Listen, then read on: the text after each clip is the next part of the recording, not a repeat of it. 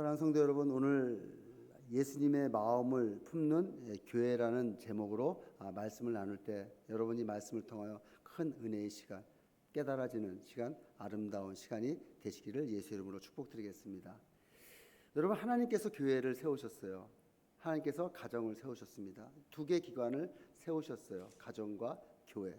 그래서 교회는 우리가 흔히 생각할 때 건물이다라고 생각하는데, 여러분, 교회는 건물이 아닙니다. 그렇기 때문에 이 교회에는 생명이 채워져야 됩니다. 하나님께서 세우신 교회의 본질은 건물이 아니라, 교회는 하나님이 잃어버린 그 영혼들로 채워지는, 그것이 바로 교회이고, 그 영혼들로 채워져서 생활하는 그 공동체가 교회로서의 본질이 회복되는 것이죠.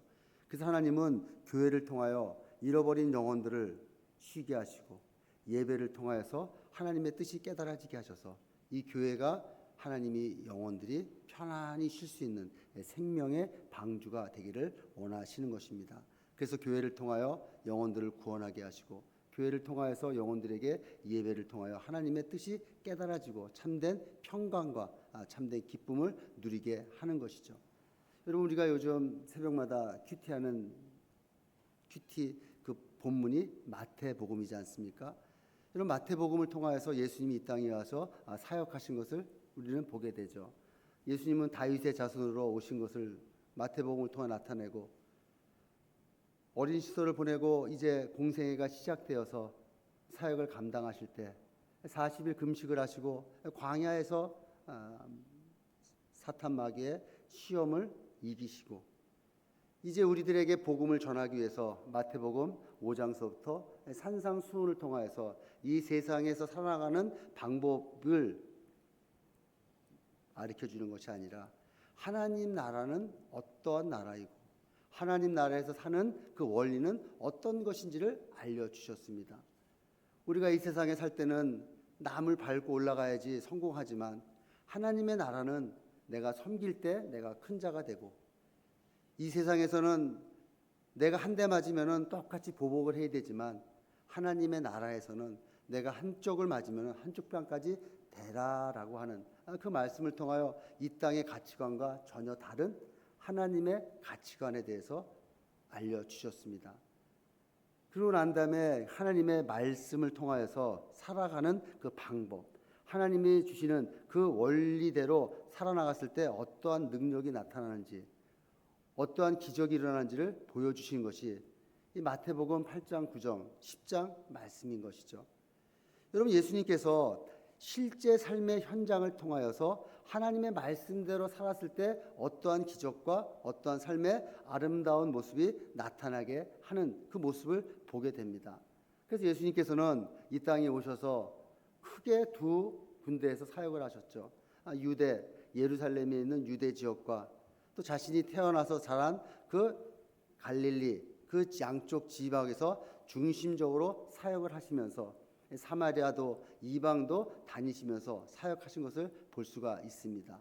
오늘 본문 말씀, 이 35절 말씀은 예수님께서 갈릴리에서 사역하신 그 사역의 전체의 요약을 말씀하고 있어요. 35절 말씀에 보면은 예수께서 모든 도시와 마을을 두루 다니사 그들의 회당에서 가르치시며 천국 복음을 전파하시며 모든 병과 약한 것을 고치시니라. 예수님이 뭐라고 얘기하십니까? 두루 돌아다니셨다라고 말해요. 예수님께서 두루 돌아다니셨다는 이 말은 계속 멈추지 않고 순회하셨다는 뜻이에요. 그냥 그곳에서 하나님을, 예수님을 찾는 이 백성들을 기다리신 것이 아니라, 예수님이 친히 다니시면서, 곳곳을 다니시면서 그들에게 복음을 전파하신 것을 볼 수가 있는 것이죠. 여러분, 그래서 예수님의 사역은 능동적인 사역이에요. 가만히 앉아서 찾아오는 사람 만나는 것이 아니라 직접 찾아가셔서 그들의 필요를 채워주시고, 직접 찾아가셔서 그들의 아픔을 해결하시고, 직접 찾아가셔서 그들에게 다시 회복시켜주시는 그 일을 하신 것을 볼 수가 있습니다. 근데 예수님께서는 이 찾아다니시면서 기본적으로 세 가지 사역을 하셨어요. 우리 35절 다시 한번 띄워봐 주시겠습니까? 어떤 사역을 하셨습니까? 가르치시고 천국 복음을 전파하시고 모든 병과 모든 약한 것을 고치시는, 그러니까 뭐예요? 가르치시고 전파하시고 고치시는, 어떻게 보면은 이 세 가지 단순한 활동을 나열한 것이 아니라 이 사역을 하게 된 이유는 타락한 인간을 향한 전인적인 회복을 해주시기 위해서 가르치시고 전파하시고 고치시는 것을 볼 수가 있습니다. 성경은 우리의 몸을, 우리의 삶을 영혼, 육을 얘기를 하고 있어요. 그래서 여러분 데살로니가전서 5장 23절의 말씀에 보면은 평강의 하나님이 친히 너희를 온전히 거룩하게 하시고 또 너희의 온 영과 혼과 몸이 우리 주 예수 그리스도께서 강림하실 때에 흠없게 보존되기를 원하노라. 그럼 무슨 말씀이에요? 우리는 영과 혼과 육으로 되어 있다라고 말하는 거예요. 우리 인간은 그래서 영혼 육으로 존재하는 것이죠. 근데 우리 영혼 육으로 존재하는 이 존재가 아담과 하와가 죄를 지음으로 말미암아 그 존재의 가치가 다 무너진 거예요. 어느 한 부분만 무너진 것이 아니라 영도 무너졌고 혼도 무너졌고 육신도 무너졌다는 것이죠. 여러분 그래서 예수님이 이 땅에 다니시면서 두루 다니시면서 사역한 것은 어느 한 부분을 치유한 사역이 아니라 영, 혼, 육 전체를 회복시켜 주시는 이 구원 사역을 하신 것입니다. 그래서 여러분 첫째는 뭐라고 하셨어요? 예수님이 가르치셨다 그러잖아요. 그것은 뭐예요? 내 마음과 생각, 그러니까 혼을 회복시켜 주시는 거예요. 그 에베소 4장 18절 말씀 보면은 그들의 총명이 어두워지고 그들 가운데 무지함과 그들의 마음이 굳어짐으로 말미암아 하나님의 생명이 떠나고, 여러분 하나님의 생명이 떠난 것은 뭐예요? 내 생각과 내 뜻, 이것이 어두워졌기 때문에 이 가치관이 왜곡되어 있는 거예요. 우리는 하나님의 자녀로서의 그 가치관이 왜곡되어서 이 세상의 가치관으로 바뀌어지니까 어떤 것이 참된 진리인지 무엇이 선한 길인지 우리는 분별하지 못하게 됐다는 것이죠. 그래서 예수님께서 산상수훈을 통하여서 왜곡된 것을 바로 잡아주셨습니다. 그래서 하나님의 관점으로 생각하고 하나님의 관점으로 바라보면 이제 자신이 가지고 있던 이 세상 가치관에서 새롭게 변화되는 그 사역을 감당하기 위해서 예수님은 가르치신 거예요. 여러분 사고는 우리의 진리가 우리의 사고를 변화시키고 변화된 이 생각이 우리의 삶을 변화시킵니다.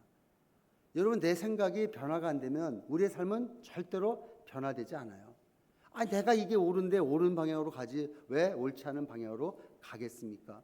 근데 내 생각이 옳으면 괜찮은데 이게 진리를 알게 되면 이게 옳지 않기 때문에 그게 문제가 되지 않습니까? 그래서 예수님께서는 가르치심을 통하여서 단순한 지식 전달이 아니라 혼을 새롭게 하는 변화의 역사를 이루어 나가는 것입니다. 여러분 그래서 몸된 교회인 이 교회에서 하나님 말씀을 가리키는 거예요. 하나님 말씀을 통하여 진리를 온전히 깨달았을 때 우리의 혼이 회복이 되고 우리의 생각이 회복이 되고 우리의 가치관이 회복이 되므로 하나님 앞에 나아갈 수가 있는 것입니다. 두 번째로 예수님께서는 이 전파하셨어요. 전파했다는 것은 뭐예요? 복음을 전파함으로 말미암아 하나님과 끊어져 있던 이 영이 다시 회복이 되는 거예요. 한마디로 하나님과의 관계가 단절되어 있었는데 이 복음을 들음으로 말미암아 그 관계가 회복되는 것을 말씀하고 있는 것이죠. 여러분 인간의 가장 근본적인 문제는 환경과 이 문제 가운데 있는 것이 아니라 하나님과 단절되어 있는 것에 우리는 문제가 발생되는 것입니다. 그래서 에베소 2장 1절 말씀 보면은 그는 허물과 죄로 죽었던 너희를 살리셨도다.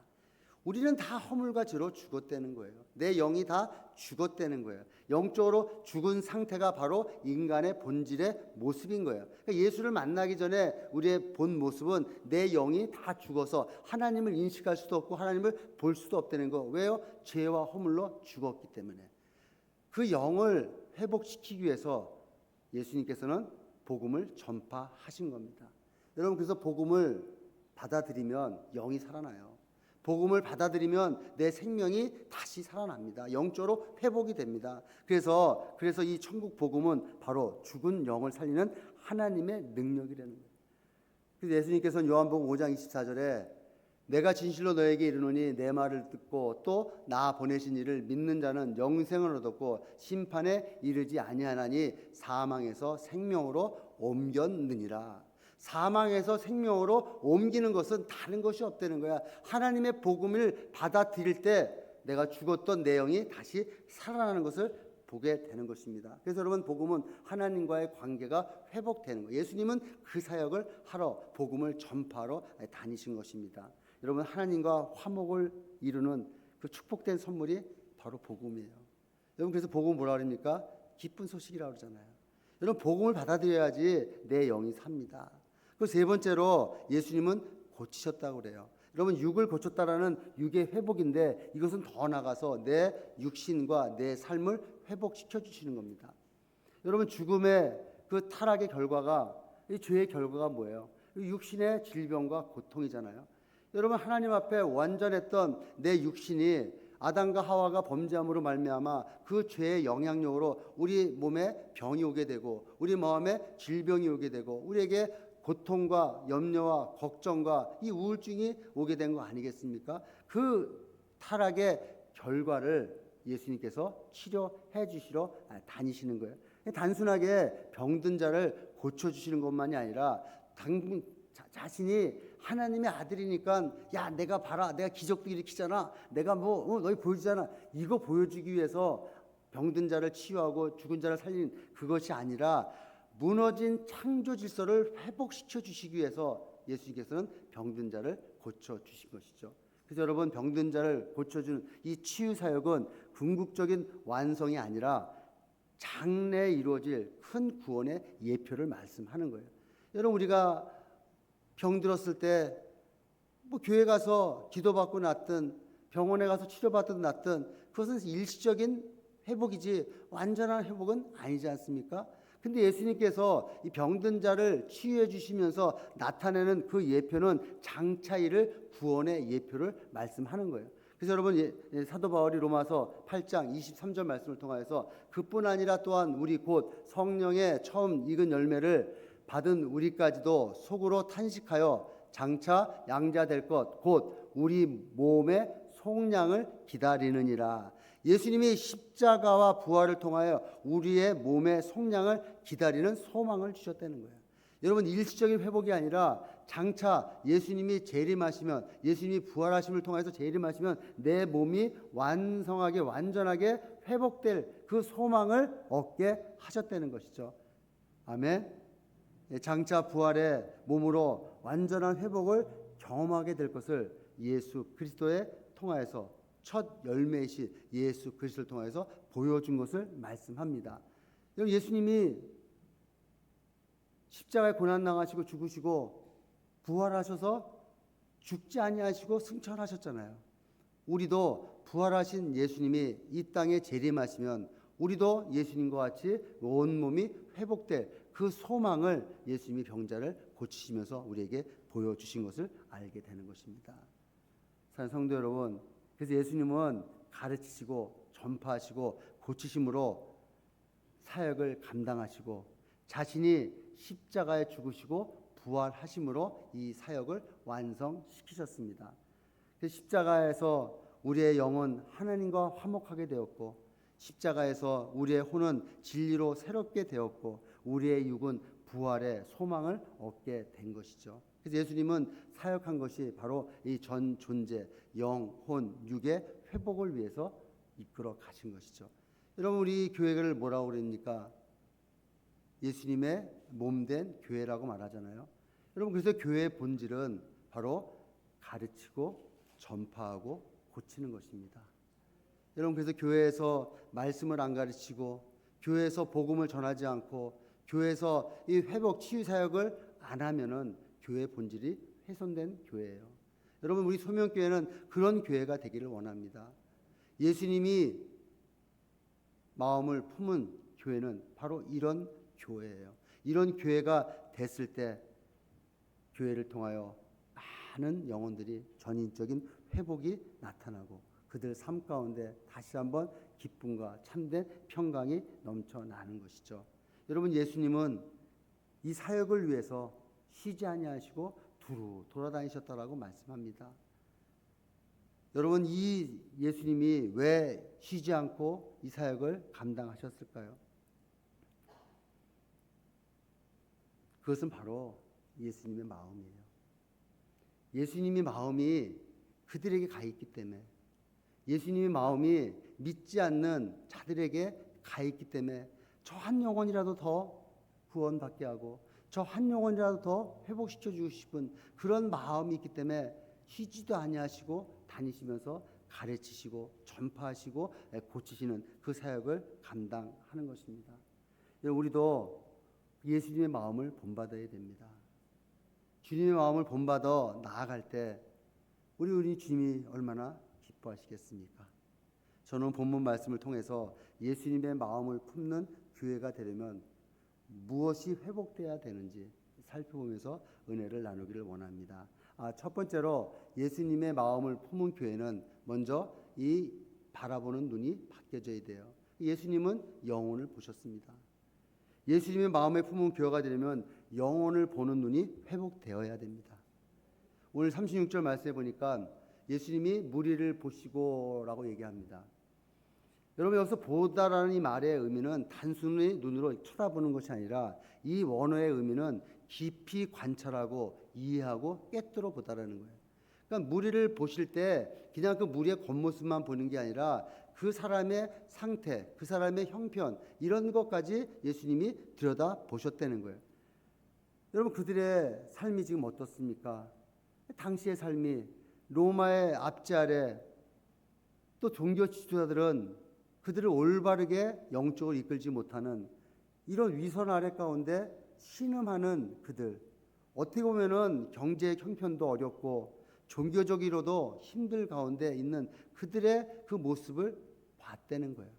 근데 예수님이 보시는 그들의 모습을 단편적으로 이렇게 표현합니다. 36절 후반절에 보면은 고생하며 기진함이라. 그러니까 목자가 없는 양같이 그들은 고생하면서 기진하게 바라보고 있다는 거예요. 여러분, 여기서 고생하다라는 그 파워포인트 다시 한번 띄워봐 주시겠어요? 고생하며라는 이 말의 의미는 껍질이 벗겨지고 찢기다라는 뜻이에요. 그것은 뭐예요? 세상살이에 치여서 만신창이가 된 그 상태를 고생하며라는 이 원어의 의미입니다. 기진함이라는 것은 뭐냐면은 내던져져서 이제는 스스로 일어설 힘조차 없는 상태.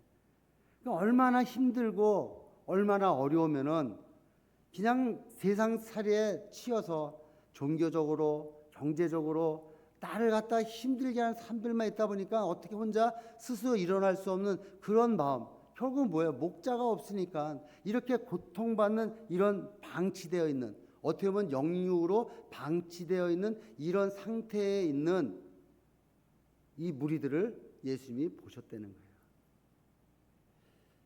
여러분, 이게 예수님 당시에만 그랬을까요? 지금은 안 그렇습니까? 여러분, 지금 겉으로 멀쩡해 보이고 웃고 일하고 성공한 사람처럼 보이지만 그 사람들 안을 자세히 들여다보면은 불안하고 우울하고 외롭고 어떻게 가야 될지 알지 못하는 그런 사람들이 많이 있는 것을 보게 됩니다. 제가 요즘 만나는 어느 분은 처음 만났을 때 염려와 걱정, 목사님 제가 앞으로 어떻게 살아야 될지 참 답답합니다. 근데 그분하고 얘기할수록 참 내 마음이 갑갑해요. 목사님, 실은요 제 노후 준비는 다 돼 있어요. 예를 들어서 LA에 100만 불을 투자해서 할 수 있는 그런 여력도 있고요. 재정적으로 다 준비되어 있어요. 근데 왜 노후가 걱정이 되세요? 겉에는 멀쩡한 것 같은데 이 마음에 이 갈급함이 있는 거예요. 이 마음에 염려가 있는 거예요. 두려움이 있는 거예요. 그러다 보니까 기쁨이 없는 거죠. 여러분, 그 모습, 겉모습만 보면 어떻습니까? 잘 나가는 사람 아니에요. 돈도 많고 자녀들도 잘 돼 있고. 근데 그 마음은 어떻게 돼요? 균열돼 있고 상실돼 있고 어떤 방향이 올바른지 알지 못하는 그런 상황. 여러분, 요즘 어떻습니까? 청년들은 어때요? 미래가 두렵고 어떻게 나가야 될 환경 가운데 어렵고, 다음 세대, 우리 다가올 세대들은 이 디지털 속에 헤매고 다니는 이런 영적인 상황 가운데 있다는 것입니다. 여러분, 그래서 예수님의 마음을 품는 교회는 겉모습으로 사람을 보는 것이 아니라 그 안에 있는 영혼을 보셔야 돼요. 목사님 그거 어떻게 봐요? 성령의 조명에 따라 보여집니다. 내 안에 성령이 들어오시는 분들은 기도하며 나아가며 그들의 영혼 상태가 보여지는 거예요. 저 사람 갈급하는구나. 그래서 여러분, 우리가 사람을 볼 때 그 사람의 조건을 보는 것이 아니라 그 사람 안에 있는 영혼을 보는 눈이 회복되어야 됩니다. 예수님이 그 영혼을 보셨듯이 우리도 그 영혼을 보는 눈이 회복돼야지 목자와 같은 심정으로 바라볼 수가 있는 것이죠. 그래서 예수님께서는 요한복음 10장 11절에 나는 선한 목자라, 선한 목자는 양들을 위하여 목숨을 버리거니와 라고, 예수님 자신은 선한 목자라는 거예요. 선한 목자가 돼야지 그 영혼이 보인다는 것이죠. 그 영혼이 보이니까 이 선한 목자는 그 양을 위해 목숨을 버리는 그런 사람이 된다는 것이죠. 예수님이 얼마나 그 마음 가운데 힘들었습니까? 지쳐 낭망되어 있는 그 당신의 백성들을 보시고 목자 없는 양같이 헤매고 다니는 그들을 바라보면서, 어떻게 보면 그들은 단순한 사회적 약자가 아니라 죄로 인해 하나님과 단절되어서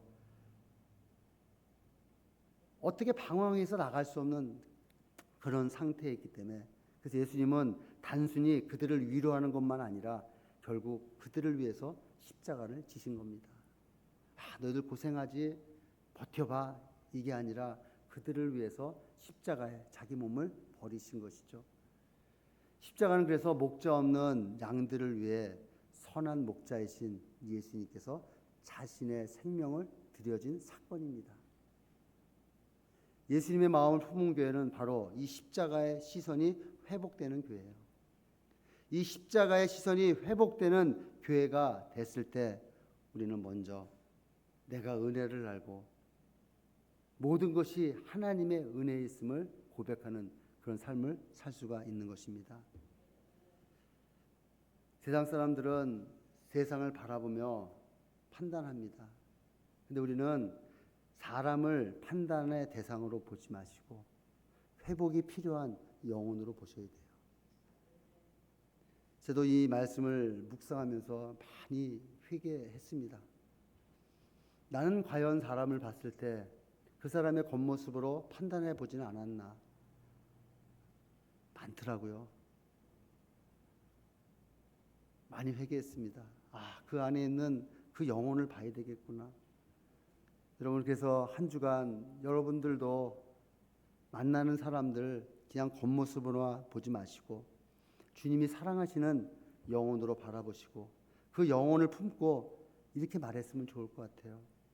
성도님, 교회 한번 함께 가보시지 않겠습니까? 예수님의 마음을 함께 나누는 교회를 통하여서 다시 한번 영혼이 회복되기를 원합니다 하는 그 말씀을 하기를 원합니다. 여러분, 우리의 영혼의 눈이 회복되면 자연스럽게 그들에게 예수님의 마음을 품는 교회로 초대할 수가 있습니다. 여러분 주변에 낭망되어 있는 영혼들에게 하나님의 복음의 장소로 초대하시는 한 분 한 분 되시기를 예수 이름으로 축복드리겠습니다. 두 번째로, 예수님의 마음을 품는 교회는 그 마음에 불쌍함이 있어야 됩니다. 그래서 예수님은 영혼을 불쌍히 여기셨어요.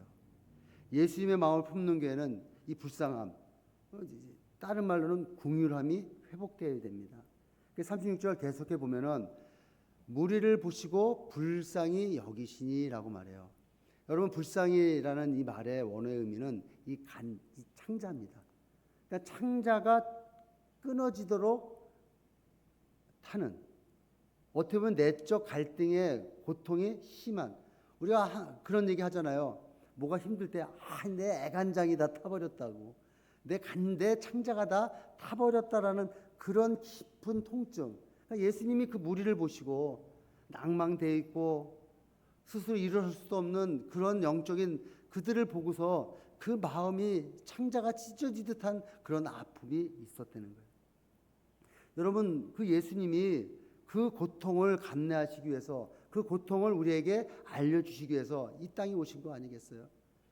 그 히브리서 4장 15절 말씀에 우리에게 있는 대제사장은 우리의 연약함을 동정하지 못할 리가 아니요. 인간의 모습으로 오셨기 때문에 우리의 연약함을 몸소 겪으시고 우리에게 나도 너희 인간의 모습으로 와서 너희 고통 알아, 네 힘든 거 알아, 네 어려운 거 알아 하는 그 말, 그게 바로 불쌍한 마음이잖아요. 그게 궁휼한 마음이잖아. 내 애간장을 태우는 그런 마음으로 보셨다는 거예요. 그러니까 여러분, 예수님이 그 마음이 어떻게 표현됐습니까? 바로 십자가에 못 박히셨잖아요. 얼마나 이 마음이 아프셨으면은 그들을 살리기 위해서 하나님이신 그분이 십자가에 못 박혀 죽으셨습니까? 여러분, 그래서 예수님의 마음을 품는 교회가 되려면 우리의 마음에 이런 궁휼이 회복되어야 됩니다. 이런 궁휼한 마음이 회복되어야지 주님이 영혼들을 구원하는 그 사명을 감당할 수 있어요. 여러분, 그래서 요즘 SNS나 이런 걸 보면은 세상이 어떻습니까? 왜 이렇게 미쳐 돌아가나? 왜 이런 일을 하나? 그런 생각 들잖아요. 근데 저도 이 말씀을 묵상하면서 이 세상을 향하여 손가락질하는 교회가 아니라 눈물로 그들을 위해서 품는 교회가 됐으면 좋을 것 같습니다. 왜 그럴 게 아니라 하나님 저들을 불쌍히 여겨주시고 저들을 다시 한번 하나님의 말씀으로 깨닫게 하시고 저들을 궁휼히 여겨주셔서 저들이 깨닫게 해달라는 그런 눈물을 품고 기도하는 교회, 눈물을 품고 기도하는 우리의 신앙의 모습이 회복되어야 될 것 같습니다. 누가복음 15장에 보면은 잃을 아들을 찾은 그 아버지의 비유가 납니다. 쉽게 말해서 탕자의 비유가 나오잖아요.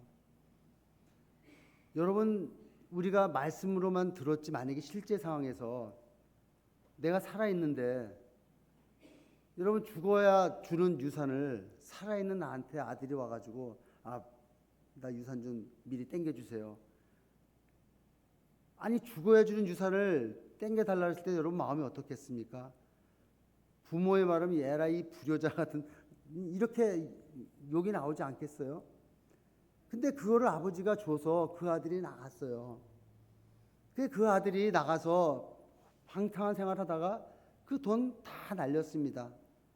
근데 제가 이 말씀을 묵상하면서 근데 이 아버지는 그 아들이 나간 그 시간부터 그 아들이 돌아오기를 계속 동산에 올라가서 기다렸던 거예요. 그 말이 어디서 나옵니까? 누가복음 15장 20절 말씀 보면은 이에 일어나서 아버지께로 돌아가니라 아직도 거기라 먼데 아버지가 그를 보고 측은히 여겨 달려가 목에 안고 입을 맞추니. 뭐라고 그래요? 먼 데서 아버지가 그를 보고 아버지는 계속 지켜보고 있었던 거예요. 어느 날 나가보니까 그대 아들이 온 게 아니라 계속 지켜보고 있는데 그 아들이 온 거예요. 그 아들이 오니까 달려가서 아들을 맞이하지 않습니까? 근데 아버지가 뭐라고 그래요? 봐라 이놈아, 네가 내 말 안 듣고 나가서 네가 잘 됐냐? 망했잖아. 너 다른 거 없어. 너 잘못한 거 회개해야 돼. 여러분, 죄를 따지지 않으셨어요. 책망하지 않으셨어요. 뭐라고 혼내지 않으셨어요. 그냥 상처 입은 존재를 본 거예요. 잘못한 것은 뒤로 미루더라도 그가 지금 상처받고 고난받고 고통받던 그 모습을 보고 안아주고 입 맞춰주고 회복시켜준 것을 볼 수가 있습니다. 사랑하는 성도 여러분, 우리의 마음의 궁휼함이 회복되어야 돼요. 여러분, 교회에 궁휼함이 없으면 교회가 차갑습니다. 여러분, 교회에 궁휼함이 없으면 여러분이 맡긴 사명이 부담스럽습니다. 아니 왜 맨날 나한테만 이런 거 시켜. 여러분, 궁휼함이 없으면 상대방에 대한 마음의 갈등이 없어요. 근데 이 궁휼이 회복되면 교회는 따뜻해집니다. 이 궁휼함이 회복되면 우리 교회는 하나가 될 수가 있어요. 여러분, 그 궁휼함이 회복되기 위해서 하나님의 사랑의 마음이 필요한 것입니다. 사도 바울은 고린도후서 5장 14절 말씀에 그리스도의 사랑이 우리를 강권하시는도다. 나는 하기 싫은데 그리스도의 사랑이 나를 강권해서 내가 저 사람들에게 저분에게 복음을 전하게 하고 저분을 용서하고 저분에게 안아주고 회복시켜주는 그 일을 감당하는 것입니다. 여러분, 우리를 움직이게 하는 힘이 음유가 되면 안 돼요. 우리를 움직이는 힘이 그리스도의 사랑으로 움직여야 됩니다. 예수님의 마음을 품는 교회는 먼저 그리스도의 사랑으로 사로잡힌 교회가 되어야 됩니다. 우리의 마음도 그리스도의 사랑이 배어있는, 그리스도의 사랑으로 사로잡혀 있는 우리의 몸이 될 때 우리도 긍휼함을 갖고 나아갈 수가 있습니다. 여러분, 그래서 우리 주변에 많은 분들이 있잖아요. 신앙이 식어버린 일들도 있고, 마음이 닫혀져 있는 일도 있고, 교회 시험 들은 분들도 있고, 그분들을 바라봤을 때 판단의 눈으로 보는 것이 아니라 긍휼한 눈으로 바라보시고, 힘드셨죠? 고통받으셨죠? 우리 교회는 예수님과 함께하는 긍휼이 많은 교회입니다. 교회에 와셔서 참된 쉼을 누려보지 않겠습니까? 하는 긍휼한 마음으로 그들을 초청하셔서 그들 가운데서 다시 한번 회복되는 축복의 역사가 일어날 수 있는데 쓰임 받으시는 한 분 한 분 되시기를 예수 이름으로 축복드리겠습니다. 세 번째로 예수님은 추수할 일꾼을 부르셨습니다. 마지막으로 예수님은 시선과 마음에 머물지 않고 제자들에게 구체적인 행동과 기도를 촉구하셨어요. 37절 말씀해 보니까 이에 제자들에게 이르되 추수할 것은 많되 일꾼이 적으나라고 말합니다. 예수님의 진단은 추수할 것이 많은데 일꾼이 없다는 것입니다. 근데 우리는 지금 예수님의 진단과 다른 길을 가고 있지 않습니까? 목사님, 요즘 전도하기 힘들어요. 마켓에 나가서 전도하면요, 한 사람도 교회 안 데려와요. 목사님, 요즘 사람들이 교회에 관심이 없어요. 여러분, 어제나 오늘이나 영원토록 동일하신 예수님께서 지금 이 상황 모르시겠습니까? 그런데도 모르는데도 일꾼을 찾으십니까? 여러분, 우리의 생각은 여전히 복음 전하기가 힘들지만 주님께서 진단하는 것은 세상은 여전히 하나님의 위로와 복음을 기다리는 추수할 밭이다라고 말하는 것입니다. 여러분, 문제는 세상이 닫혀 있는 것이 아니라 추수할 일꾼들이 잠들어 있기 때문에 그런 거예요. 38절 말씀해 보니까 그러므로 추수하는 주인에게 청하여 일꾼을 보내어 주소서 하라 하시니라. 여러분, 뭐래요? 추수할 것은 많은데 일꾼이 적으니까 주님은 너희가 추수할 주인에게 청하여 일꾼을 보내달라고 기도하라는 거예요. 일꾼을 보내달라고 기도할 때 하나님께서 그 일꾼을 보내주시는데 10장 말씀해 보니까, 여러분, 이 말씀 끝나고 10장 1절 말씀 보니까 예수님이 어떻게 돼요? 제자들 12명을 데려다가 파송 보내잖아요. 전도하게끔 파송 보내잖아요. 여러분, 여기에 영적인 원리가 있습니다. 하나님 앞에 기도할 때 하나님이 나에게 사명을 주신다는 거예요. 제가 이 말씀을 묵상하면서 이 생각이 들었어요. 기도하지 말아야겠다. 기도하면 나에게 사명을 주니까 기도하지 말아야겠다. 여러분, 그건 아닙니다. 왜냐하면은 사람은 사람답게 살아야 돼요. 그리스도인은 그리스도인답게 살아야 돼요. 나답게 사는 것이 가장 좋은 모습이고 나답게 사는 것이 가장 행복한 모습이에요. 여러분, 우리가 성령을 받으면 우리는 예수님의 증인이 되어야 돼요. 사도행전 1장 8절에 보니까 오직 성령이 너에게 임하시면 너희가 권능을 받고 예루살렘과 온 유대와 사마리아 땅까지로 내 증인이 되리라. 여러분, 예수를 믿는 성령을 받은 모든 사람들은 바로 예수님의 증인이 되어야 되는 거예요. 예수님의 증인이 되는 것이 나의 본 모습, 그리스도인의 본 모습이 되는 것이죠. 여러분, 요즘 많은 사람들이 교회는 점점 줄어든다라고 말합니다. 다음 세대는 어렵다라고 말합니다. 그런데 예수님은 말씀하시잖아요. 추수할 일꾼이 적다는 거예요. 추수할 것은 많은데 추수할 일꾼이 적다는 거예요. 그건 뭐예요? 내가 기도하지 않고 전도하기 때문에 그렇다는 것이죠. 기도하지 않고 나아가기 때문에. 처음에 신앙생활 할 때 전도 훈련 받을 때 그랬습니다. 생각나는 영혼을 품고 기도하다가 그 영혼을 찾아가고, 생각나는 영혼을 기도할 때마다 그 영혼을 찾아가면 그들에게 복음을 전할 때 그들 마음 가운데 복음이 들어간다라는 그 얘기를 듣고 우리도 실천해 보니까 진짜 그렇더라는 거예요. 여러분, 내가 추수할 일꾼을 보내달라 기도할 때 하나님이 보내주신다는 거예요. 여러분 잘 알고 있는 이사야서에 보면은 이사야 선지자도 그랬습니다. 나는 입이 둔해서 뭐해? 그런데 하나님 앞에 기도하니까 하나님의 영광을 보았고 하나님의 음성을 듣습니다. 그래서 여러분, 이사야서 6장 8절에 보니 내가 또 주의 목소리를 들으니 주께서 이르시되 내가 누구를 보내며 누가 우리를 위하여 갈고 하시니. 하나님께서 누구를 보내고 누가 갈고 하실 때 이사야가 하나님 앞에 기도하고 그 영광을 보고 나니까 뭐라고 얘기합니까? 그때 내가 이르되 내가 여기 있나이다 나를 보내소서 하였는지라. 여러분, 이사야는 주저하지 않고 대답합니다. 내가 여기 있으니까 나를 보내주세요. 여러분, 예수님의 마음을 품는 교회는 바로 이런 교회예요. 관망하는 교회가 아니라 예수님을 품는 교회, 예수님의 마음을 품는 우리의 성도의 삶은 바라보는 것이 아니라 기도하면서 내 자신이 나가는, 내 자신이 드려지는 그 삶, 그 교회가 바로 예수님의 마음을 품는 교회가 되는 줄로 믿습니다. 왜 그렇습니까? 여러분, 영혼을 구원하시는 분은 하나님이시고 우리는 순종하는 종일 뿐이에요. 나는 심었고 아볼로는 뿌렸을 때, 물을 주었을 때 자라나게 하시는 이는 하나님이시다. 하나님이 자라나게 하신 것을 우리는 가서 추수만 해오면 되는 겁니다. 여러분, 근데 그냥 가는 것이 아니라 내가 기도하고 성령의 조명에 따라 나갈 때 하나님이 예비해 두신 그 영혼들을 만나게 된다는 것이죠. 여러분, 그래서 일꾼은 특별한 능력을 가진 사람이 아닙니다. 하나님의 아픈 마음에 응답하는 사람입니다. 그리고 전도는 선택이 아니라 교회의 존재의 이유고 우리의 삶의 존재의 이유라는 것이죠. 저희 소명교회는 기다리는 교회가 아니라 찾아다니는 교회가 되려고 합니다. 선교도 전도도 이제 하려고 합니다. 여러분, 주님께서 말씀하신 그 추수의 밭이 어디에 있습니까? 여러분 직장입니까? 여러분 자주 다니시는 그런 곳입니까? 여러분, 그곳에서 그 영혼을 위하여 복음을 전할 때 추수할 밭이 나타나는 것입니다.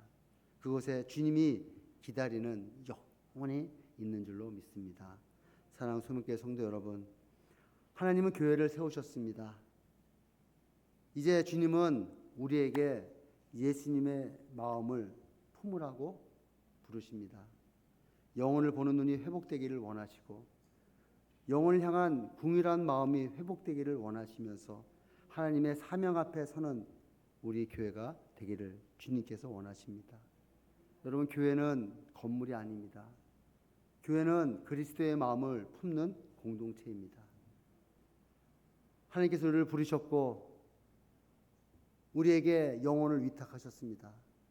그래서 이 소명교회는 이 시대 속에 목자의 눈을 가지고 궁일한 가슴을 가지고 주님의 뜻 앞에 자신을 드리는 그런 교회가 되기를 원합니다.